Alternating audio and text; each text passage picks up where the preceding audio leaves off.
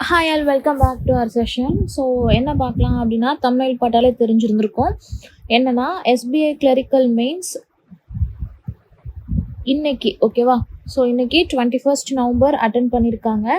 So எந்த அளவுக்கு question level இருந்துச்சு, ஸோ எவ்வளோ கொஸ்டின்ஸ் அட்டன் பண்ணியிருக்காங்க, எந்த செக்ஷன் ரொம்பவே டிஃபிகல்ட்டாக ஃபீல் பண்ணாங்க அப்படிங்கிற ஒரு ஓவரால் அனலைசிஸ், எக்ஸாமினேஷன் அனலைசிஸை வந்து இந்த ஒரு வீடியோவில் நம்ம பார்க்கலாம்.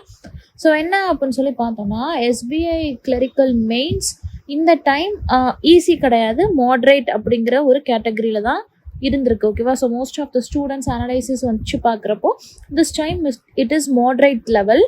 பட் செக்ஷன் வைஸ் பார்த்தோம் அப்படின்னா டஃப்பாக எது இருந்துச்சு அப்படின்னு சொல்லி பார்க்குறப்போ கரண்ட் அஃபேர்ஸை விட இங்கிலீஷ் செக்ஷன் வந்து ரொம்பவே டஃப்பாக இருந்துச்சு. ரெண்டு ஆர்சி கேட்டிருந்தாங்க. ரெண்டு ஆர்சியுமே எப்படி தான் இருந்துச்சு, ரொம்பவே யோசிச்சு டைம் கன்சியூமிங்காக இருந்துச்சு. எந்த வெக்காப்ஸ், அதாவது வேர்ட்ஸ் எதுவுமே எனக்கு டிஃபிகல்ட்டாக ஃபீல் ஆகலை. பட் ஸ்டில் அதை ஸ்டேட்மெண்ட்டோடு வச்சு யோசிச்சு பார்க்குறப்போ எனக்கு எப்படி இருந்துச்சுன்னா டைம் கன்சியூமிங்காக இருந்துச்சு அப்படின்னு சொல்லி இங்கிலீஷ் செக்ஷனில் வந்து என்ன சொல்லியிருக்கிறாங்க, டஃபஸ்ட் செக்ஷன் அப்படின்னு சொல்லி சொல்லியிருக்கிறாங்க. சரிங்களா. அதுக்கடுத்து பார்த்தோம் அப்படின்னா மேக்ஸ் அண்ட் ரீசனிங். சரிங்களா. மேக்ஸ் அண்ட் ரீசனிங் வந்து ஓவராலாக ஈஸியாக தான் இருந்துச்சு. ஏன்னா மேக்ஸில் கேட்டிருந்த டிஐ எல்லாம் ப்ரிலிம்ஸ் லெவல் ஆஃப் டிஐ மாதிரி தான் இருந்துச்சு. ரீசனிங்கில் கேட்டதில் 3 பசில்ஸ் வந்து என்ன பண்ணியிருக்கிறாங்க, ஆன் அண்ட் ஆவரேஜில் 3 பசில்ஸ் வரைக்கும் அட்டன் பண்ணுற மாதிரி தான் இருந்துச்சு. ஸோ அந்த அளவுக்கு எப்படி இருந்துச்சு, மேக்ஸ் அண்ட் ரீசனிங் எனக்கு ரொம்பவே ஈஸியாக இருந்துச்சு.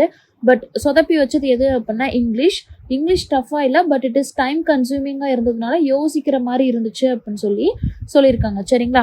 அண்ட் கரண்ட் அஃபேர்ஸ் அப்படின்னு சொல்லி எடுத்துட்டோன்னா, கரண்ட் அஃபேர்ஸ் வந்து செப்டம்பர் மந்த்ல இருந்து நிறைய நியூஸ் வந்து கேட்டிருக்காங்க.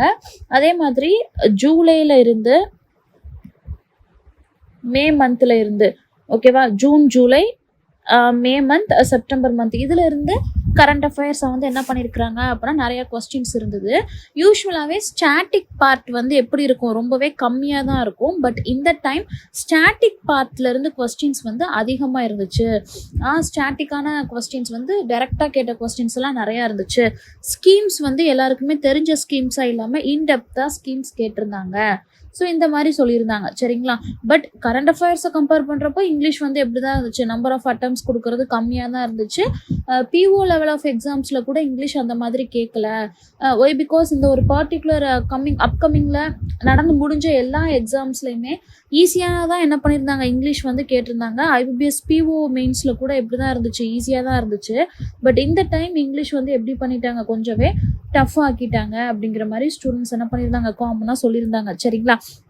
அப்போது இந்த இயரோட எஸ்பிஐ கிளரிக்கல் மெயின்ஸ் வந்து எப்படி இருந்துச்சு, 21st நவம்பர் கண்டக்ட் பண்ண எக்ஸாம் மாட்ரேட் லெவலாக தான் இருந்துச்சு. டஃபஸ்ட் செக்ஷன் அப்படின்னா அது இங்கிலீஷு, ஆர்சி எல்லாமே எப்படி தான் இருந்துச்சுன்னா யோசிக்கிற மாதிரி தான் இருந்துச்சு. சரிங்களா. மேக்ஸ் அண்ட் ரீசனிங் ஈஸியாக தான் இருந்துச்சு. மேக்ஸில் டிஏ எல்லாம் பயங்கரமாக ப்ரிலிம்ஸ் லெவல் ஆஃப் டிஏ தான் கேட்டிருந்தாங்க அப்படிங்கிற மாதிரி சொல்லியிருந்தாங்க. கரண்ட் அஃபேர்ஸுமே அந்த ஸ்டார்டிங், மிட்டு, லாஸ்ட் அப்படிங்கிற மாதிரி மந்த்தை கான்சென்ட்ரேட் பண்ணி கொஸ்டின்ஸ் கேட்டிருந்தாங்க. ஸ்டாட்டிக் ஜிகே நிறையா கேட்டிருந்தாங்க. அண்ட் ஸ்கீம்ஸுமே பர்டிகுலராக ஃபோக்கஸ் பண்ணி கேட்டிருந்தாங்க. அதனால தான் இங்கிலீஷை வந்து கிளாஸ் பேட்சில் ஸ்ட்ரெஸ் பண்ணி இப்படி படி, இந்த மாதிரி அட்டென்ட் பண்ண, இந்த மாதிரி அதை அப்ரோச் பண்ண அப்படின்னு சொல்லி சொல்கிறோம். பட் அது சொல்கிறது வந்து எந்த அளவுக்கு எடுத்துக்கிறீங்க அப்படிங்கிறது தெரியல. ஏன் அப்படின்னா இன்னைக்கு எக்ஸாமில் இங்கிலீஷை வந்து என்ன பண்ணியிருக்கிறாங்க, கரெக்டாக அந்த மாதிரி தான் வச்சுருக்காங்க. நீங்கள் அனலைஸ் பண்ணி நீங்களாக யோசிச்சு இங்கிலீஷை வந்து போட்டிருந்தீங்க அப்படின்னா இன்னைக்கு எக்ஸாமில் இங்கிலீஷ் வந்து உங்களுக்கு நம்பர் ஆஃப் அட்டெம்ப்ட் 25+ தாராளமாக வந்திருக்கும். இல்லை அப்படின்னா ரொம்ப கஷ்டப்படுற மாதிரி இருந்திருக்கும். ஸோ அதனால தான் இங்கிலீஷோட அப்ரோச்சே நம்ம மாற்றணும் அப்படின்னு சொல்லி சொல்கிறது. சரிங்களா. ஸோ ஓவரால் குட் அட்டெம்ப்ட் அப்படின்னு சொல்லி எடுத்துட்டோன்னா ஆன் ஆவரேஜ் என்ன சொல்லலாம்னா out of 190 we can expect 86 to 105. ஓகேவா.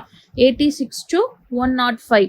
அப்போது என்ன வச்சுக்கலாம், நம்ம 85லேருந்து ஒரு 110 வரைக்கும் நீங்கள் போட்டிருந்தீங்க அப்படின்னா we can consider this as a good attempt. ஓகேவா. குட் அட்டெம்ப்ட் அப்படிங்கிறது இவ்வளோ தான். 85லேருந்து 110 வரைக்கும் நம்ம எடுத்துக்கலாம்.